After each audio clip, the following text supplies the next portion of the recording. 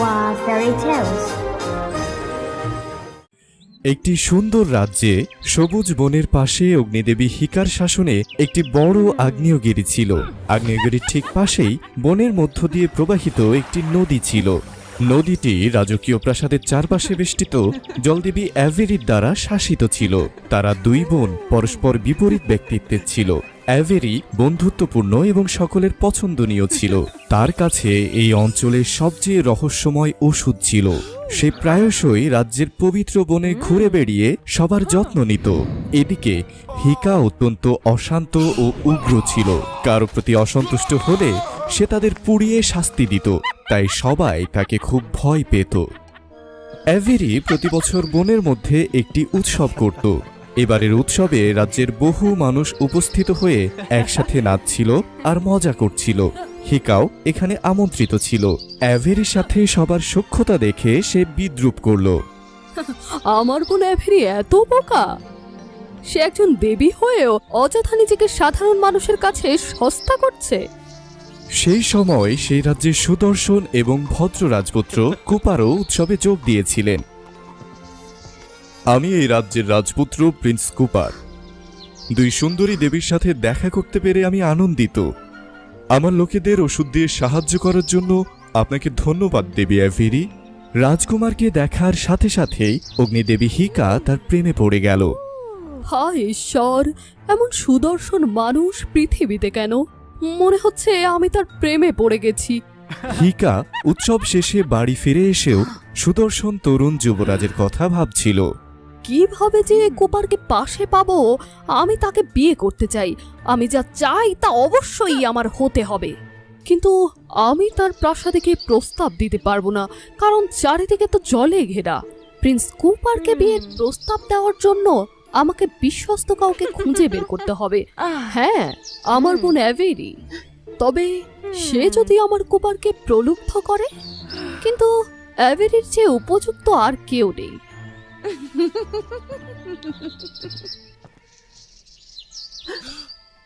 Avery, তোমার কাছে একটা অনুরোধ আছে, তুমি কিন্তু না করতে পারবে না। ঠিক আছে, কিন্তু সেটা কি? হিকা অ্যাভেরিকে বলল যে সে প্রিন্স কুপারকে বিয়ের প্রস্তাব দিতে চায়। সে তার বোনকে ভয়ঙ্কর হুমকিও দেয়। এইটা মনে রেখো, 3 দিনের মধ্যে তুমি কুপারকে আমার কাছে ফিরিয়ে আনবে। তা না হলে আমার ক্রোধের আগুনে পুরো বন পুড়ে যাবে। তোমাকে এখনই যেতে হবে। না, আমি হিকা-সানকে এই পবিত্র বন ধ্বংস করতে দিতে পারি না।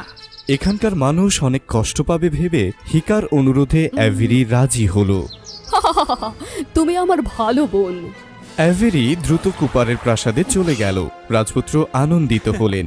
জলদেবীকে অভ্যর্থনা জানাতে বেরিয়ে গেলেন এবং তাকে ভেতরে আমন্ত্রণ জানালেন। প্রিন্স কুপার, আমি আপনার কাছে কিছু চাইতে এসেছি। একটি বিয়ের প্রস্তাব গ্রহণ করুন। সত্যি অ্যাভেরি? এটা কি? আমার বড় বোন অগ্নিদেবী হিকা। হিকা? আমি তো ভেবেছিলাম। কি ভেবেছিলেন প্রিন্স? আরে না, কিছু না, তুমি বলতে থাকো। এই প্রস্তাবটি সবাইকে অবাক করে দিয়েছিল, কারণ তারা সবাই হিকাকে ভয় পেত। কেউই উগ্র অগ্নিদেবীকে বিয়ে করার সাহস করেনি। কুপারও দেবী হিকাকে পছন্দ করতেন না। তিনি গোপনে অ্যাভেরিকে ভালোবাসতেন। অ্যাভেরি, আমি দুঃখিত, আমাকে প্রস্তাবটি প্রত্যাখ্যান করতে হচ্ছে। অগ্নিদেবী হিকার প্রতি আমার কোনো অনুভূতি নেই। কিন্তু কুপার, যদি আপনি রাজি না হন, হিকা পবিত্র বন পুড়িয়ে দেবে আর মানুষ কষ্ট পাবে। আপনি বা আমি কেউই চাই না এটি ঘটুক, তাই আপনাকে অনুরোধ করছি। রাজপুত্র, অগ্নিদেবী হিকা যখন বলছেন তিনি এটা করবেনই। দয়া করে ভাবুন, এতগুলো মানুষের জীবন আপনার হাতে। যদি তাই হয়, রাজ্যের স্বার্থে এছাড়া আমার কি আর অন্য কোনো উপায় আছে? ঠিক আছে, আমি রাজি, কিন্তু আমাকে একদিন দিতে হবে। কাল সকালে আমি আপনাকে নিয়ে রওনা দেব। আপনি আজ এখানে থাকতে পারেন। ঠিক আছে, প্রাসাদে কারো চিকিৎসার প্রয়োজন হলে এই সময়টুকুতে আমি সাহায্য করতে পারি। সেই রাতে যখন অ্যাভেরি রাজ্যের লোকদের নিরাময় করছিল, তখন একটি বড় বিষাক্ত সাপ এলো। এটি সেই ভয়ঙ্কর সাপ যা প্রাসাদ এলাকায় দীর্ঘকাল ধরে লুকিয়ে ছিল। সাপটি লোকেদের আক্রমণ করতে ছুটে যায়। অ্যাভেরি তাদের রক্ষা করতে একটি প্রতিরক্ষামূলক বাধা তৈরির মন্ত্র পড়ল, কিন্তু সে নিজেকে রক্ষা করতে পারল না। সাপটি অ্যাভেরিকে আক্রমণ করতে যাবে, ঠিক সেই মুহূর্তে প্রিন্স কুপার অ্যাভেরির সামনে ছুটে আসেন আর বিষধর সাপ কামড়ে দেয়। কুপার সেই বিষাক্ত সাপটিকে মারতে তার অস্ত্র ব্যবহার করার চেষ্টা করল, কিন্তু তার শরীর বিষে আক্রান্ত হয়ে ভেঙে পড়ে। এদিকে অ্যাভেরিকে বাঁচাতে কুপার জীবন উৎসর্গ করছিল দেখে সে তার ভালোবাসার অনুভব বুঝতে পারল। অ্যাভেরি, দুঃখিত, আমি হিকাকে বিয়ে করতে পারবো না। সত্যি বলছি, আমি তোমাকে ভালোবাসি। আমি তোমাকে বিপদে ফেলবো না। আমি কুপারকে আমার জন্য মরতে দিতে পারি না। কুপারের জীবন ফিরিয়ে আনতে আমি পুনরুত্থানের রহস্য ব্যবহার করব, কিন্তু এই কৌশলটি অনেক সময় সাপেক্ষ। হিকার দেওয়ার সময়ে আমি ফিরতে পারবো না। অ্যাভেরি কুপারকে পুনরুজ্জীবিত করার গোপন কৌশল ব্যবহার করার সিদ্ধান্ত নেওয়ায় সে সময় মতো হিকার কাছে ফিরতে পারেনি।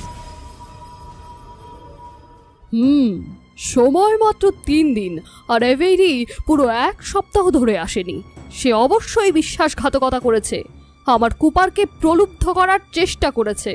আমি এই বন ধ্বংস করব। রাজ্যের সমস্ত লোককে অ্যাভেরির পরিণতি ভোগ করতে হবে।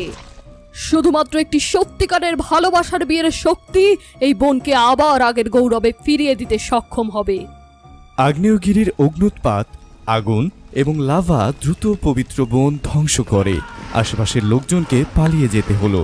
পরিস্থিতি ছিল অত্যন্ত করুণ। দেখা যাক কতক্ষণ অ্যাভেরি এবং কুপার আমাকে ফাঁকি দেয়। অবশ্যই কুপার আমার প্রেমে পড়বে। যখন অ্যাভেরি কুপারের জীবন বাঁচিয়ে একসাথে ফিরে আসে, তখন তারা ধ্বংসপ্রাপ্ত বন জনশূন্য অবস্থায় দেখতে পায়। সব এমন এলোমেলো কেন? হিকা নিশ্চয়ই প্রতিশোধ নিয়েছে। সব আমার জন্য। আমার কারণে বন ধ্বংস হয়ে গেল। আমি দুঃখিত। আমি সবার জন্য দুঃখিত। হ্যাঁ, সব তোমার দোষ। তুমি বিশ্বাসঘাতকতা করেছো, আমার কুপারকে প্রলুব্ধ করেছো। হিকা, কুপারের জীবন বাঁচিয়ে পুনরুজ্জীবিত করতে যেয়ে আমি সময় মতো তোমার কাছে ফিরতে পারিনি। হ্যাঁ, আমাকে একটি বিষধর সাপ কামড়েছিল। অ্যাভেরিকে ধন্যবাদ, আমি আরেকবার জীবন পেয়েছি। মিথ্যেবাদী! এই পৃথিবীতে মানুষকে পুনরুজ্জীবিত করার উপায় আছে কি? অ্যাভেরি, আমি তোমার সৌন্দর্য নষ্ট করে দেব, যাতে তুমি আর কাউকে প্রলুব্ধ করতে না পারো। হিকা অ্যাভেরিকে বিশ্বাস করেনি। আগুনের দেবী ক্রুদ্ধ হয়ে তার বোনকে আক্রমণ করে তার সৌন্দর্য নষ্ট করে দিতে চাইল। অ্যাভেরি দ্রুত একটি জলের ঢাল তৈরি করে। হিকা, কেন তুমি আমাকে বিশ্বাস করো না? তুমি আমাকে আর এই বোনকে কখন ছেড়ে দেবে বলো তো? আমি আমার বোনের সাথে যুদ্ধ করতে চাই না। হিকা অ্যাভেরিকে তার বোনের উপর অভিশাপের কথা জানালো। আমি তোমাকে আর এই বোনকে ক্ষমা করব যদি কুপার আমাকে বিয়ে করে। আমাদের ভালোবাসার শক্তি এই বোনকে আগের মতো পুনরুজ্জীবিত করবে। এটা কেমন হবে কুপার? এই বোন ও রাজ্য নির্দোষ। তুমি কি এতটাই নির্মম হবে যে তাদের ধ্বংস হতে দেবে? আমাদের সুখী বিবাহ সবকিছু ঠিক করে দেবে এবং বনে পুনরুজ্জীবন আনবে। এটা কি খুব সুন্দর নয়? আমার কি করা উচিত? আমি, অ্যাভেরি আর সবাই ঠিক থাকবো যদি বিয়েটা মেনে নিই। কিন্তু আমি তাকে ভালোবাসি না। আমি অ্যাভেরিকে ভালোবাসি। কুপার এবং অ্যাভেরি একে অপরের দিকে দুঃখীভাবে তাকালো। ঠিক আছে, আমি তোমাকে বিয়ে করার প্রতিশ্রুতি দিচ্ছি হিকা, যদি তুমি এই বনের জীবন এবং রাজ্যের মানুষের শান্তি ফিরিয়ে আনো। কুপার, আমার এটাই চাই। তুমি যা বলবে আমি তাই করব। চলো এখন বিয়েটা সেরে ফেলি। কুপার এবং হিকার বিয়ের অনুষ্ঠানটি জঙ্গলে সবার সামনে হলো।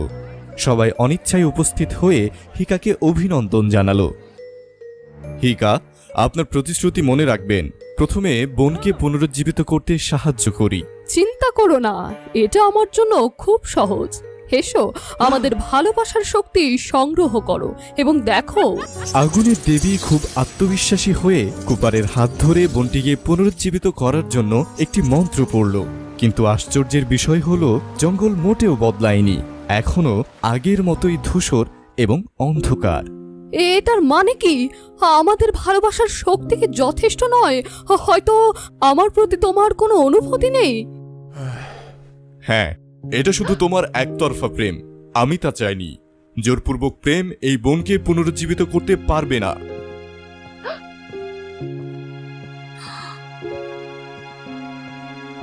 এখন আমি সাহস করে বলবো, আমি যাকে বিয়ে করতে চাই সে হিকা নয়, আমি অ্যাভেরিকে ভালোবাসি।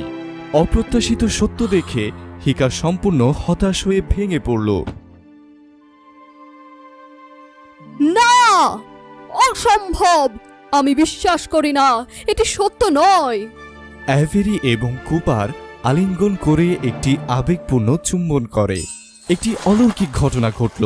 তাদের প্রেমের চুম্বন থেকে একটি তীব্র আলো বিকিরণ করল, যা বন থেকে অন্ধকার এবং ছাইকে দূরীভূত করল। সকলের উল্লাসে আবারও আলোকিত হলো বন। অ্যাভেরি হিকার কাছে এসে আলতো করে তার বোনকে সাহায্য করল এবং তাকে পরামর্শ দিল। হিকা, সত্যিকারের ভালোবাসা উভয় পক্ষ থেকে আসে। তুমি কুপারকে জোর করতে পারলেও কখনোই তার হৃদয় পাবে না। তুমি যদি এমনই অশান্ত হতে থাকো তাহলে ভালোবাসা কি তা জানবে না এবং সবার সহানুভূতিও পাবে না। হ্যাঁ, প্রথমত তুমি মানুষের সাথে আরো ভদ্র এবং বন্ধুত্বপূর্ণ হওয়ার চেষ্টা করো। তাহলে তুমি তোমার সত্যিকারের ভালোবাসা পাবে। তোমরা যখন বলছো, ঠিক আছে, আমি এটিকে ভালোবাসার একটি শিক্ষা হিসেবে নিলাম।